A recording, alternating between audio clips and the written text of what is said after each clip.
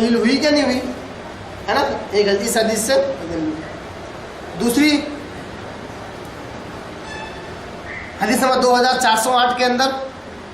یہی حدیث لائے کتاب کون سا،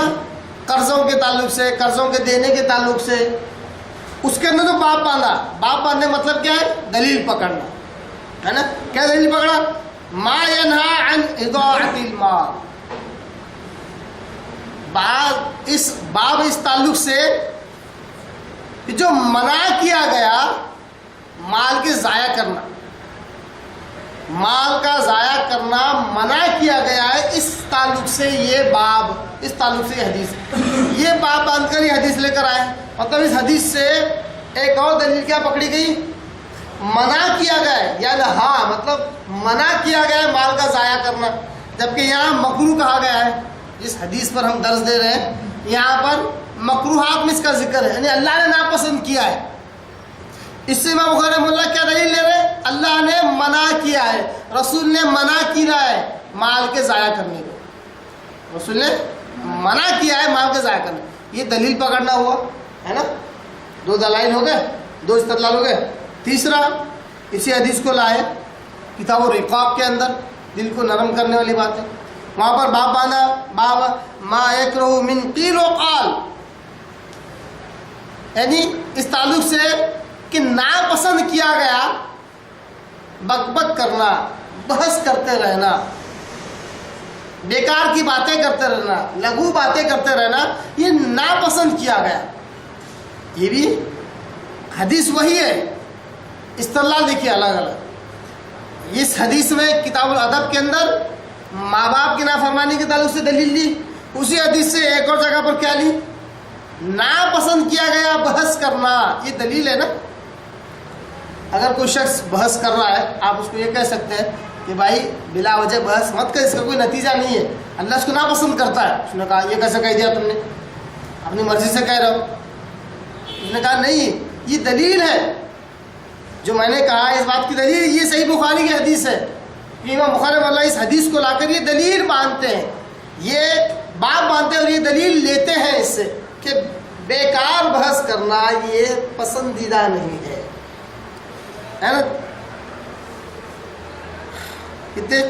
تین ہو گئے دلائل، تین جگہ استدلال کیا۔ چوتھا کتاب کون سی، کتاب اس بات پر کہ قرآن اور حدیث کو مضبوطی سے پکڑا جائے، اس ضمن میں یہ باب باندھا، ما یکرہ من کثرۃ السؤال وتکلف ما لا یعنیہ، باب اس تعلق سے کہ ناپسند کیا گیا کثرت سوال، یعنی کثرت سوال کثرت سے کرنا یہ ناپسند کیا گیا، اور بیکار کی باتوں میں تکلیف اٹھانا، بیکار کی باتوں میں تکلیف اٹھانا، لحاظ رکھتے رہنا، پتہ نا بیکار کی بات کا مطلب کیا ہے، دو دوست بات کرنے کو بیٹھ گئے، اب بیٹھے کوئی کام نہیں ہے، بس نکائے بیٹھے ہوئے، ایک دوسرے کا خیال رکھ رہے، میں اڑ گیا تو اس کو برا لگیں گا، وہ اڑ گیا تو اس کو برا لگے گا، گھنٹوں بیٹھے ہوئے، یہ کیا ہے، یہ تکلف ما لا یعنی، بلا وجہ کی تکلیف اٹھانا جس میں کوئی فائدہ نہیں ہے، یہ بلا وجہ کا لحاظ رکھنا ایک دوسرے کا۔ تو یہ دلیل پکڑی امام بخاری رحمہ اللہ نے اسی حدیث سے کہ ناپسند کیا گیا ہے کثرت سوال کرنے سے، ہے نا۔ اب اس کے بعد پانچویں نمبر پر کتاب الزکوٰۃ کے اندر اللہ تبارک و تعالیٰ کی ایک آیت لا کر استدلال کیا، قول اللہ تعالی لا يسأل الناس الحافا، حدیث نمبر 1477 کے اندر، کہ اللہ کہتا ہے لوگوں سے لپٹ کر مت مانگا کرو۔ اس حدیث میں کیا ہے، کثرت السؤال، یعنی مانگتے رہنا، اور دوسرا منع و ہاتھ یعنی مانگتے رہنا۔ اسی حدیث سے یہ دلیل نکلی کہ لوگوں اس سے لپٹ کے اپنی ضرورت کے تحت مانگتے رہنا، اس سے 100 روپے لے لیا، اس سے 50 روپے لے لیا، اس سے 1000 روپے لے لیا، اس سے 2000 روپے لے لیا، اس کو بلایا، گاڑی دے رہا کیا تھا 5 منٹ کے لیے، گاڑی کا کام ہوگا، اس کے پاس گیا، سگریٹ دے رہا کیا بولا، اس سے پی لیا، پھر آگے نکلا، بس اس سے مانگا، اس سے مانگا، بس یہ کیا ہے، پوری زندگی بھیک مانگنے میں گزر رہی، حالانکہ بڑا اسٹینڈرڈ بھکاری ہے، اسٹینڈرڈ بھکاری مطلب اسٹینڈرڈ لائف ہے اس کی،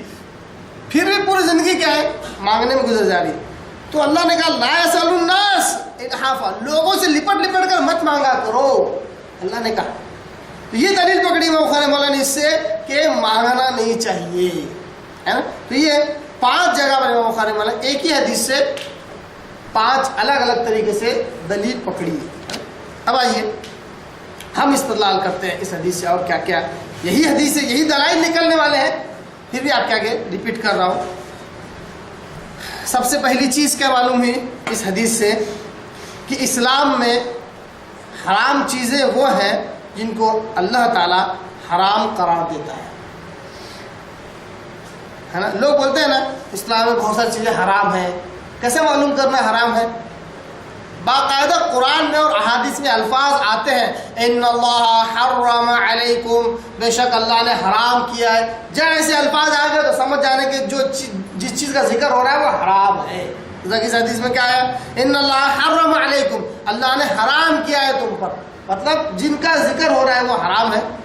ویسے ہی قرآن کے اندر اللہ نے کہتا انما حرم علیکم، بے شک اللہ نے تم پر حرام کیا ہے مردار، سور کا گوشت، بہتا خون، یہ کیا ہے حرام کی فہرست. جہاں ایسے باقاعدہ الفاظ آتے ہیں اللہ حرام کیا تو سمجھنا کہ وہ حرام کی فہرست ہے نا. دوسرا اس حدیث سے جو بات معلوم ہوئی، خاص طور پر ماں کی نافرمانی بالخصوص حرام ہے، والدین کی تو ہے ہی. اس حدیث سے حقوق الامہات، ماؤں کی نافرمانی، ماں کی جو نافرمانی یہ حرام ہے، یہ کبیرہ گناہوں میں سے ہے.